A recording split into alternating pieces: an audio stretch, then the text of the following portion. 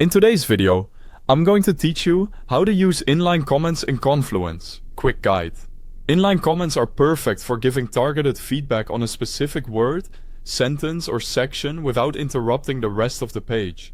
They help teams keep conversations focused and tied to the exact spot that needs attention, which makes reviewing content faster and clearer.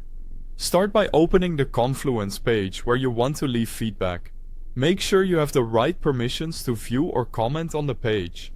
If you don't see options to comment, you may need to ask the page owner or an admin for access.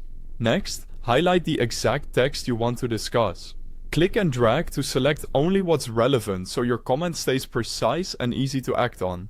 The more specific your selection, the easier it is for teammates to understand what you're referring to. When you release your mouse, a small toolbar appears near the highlighted text.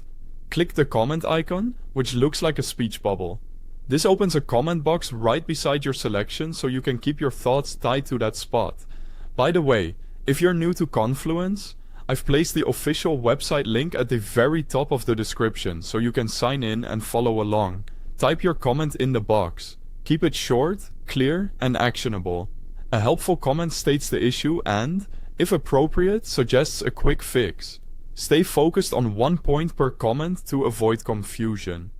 If you change your mind before posting, you can simply close the box to cancel. When you're happy with your note, click Save or Post. Confluence adds a small comment indicator to the highlighted text. This tells everyone there's feedback to review right at that location, which keeps the page clean while still surfacing conversations as needed.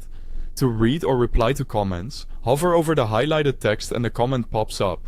Click it to open the full thread, then add your reply to keep the conversation in one place. This helps maintain context as ideas evolve and decisions are made. Once the issue is addressed, click Resolve to hide the thread from the page. Don't worry, resolved comments are preserved in the page's history, so you can reference them later if you need to retrace a decision or verify what changed. That's all you need to confidently use inline comments in Confluence. Keep your notes concise, stay on topic, and resolve threads as work is completed to keep your pages tidy. Thanks for watching.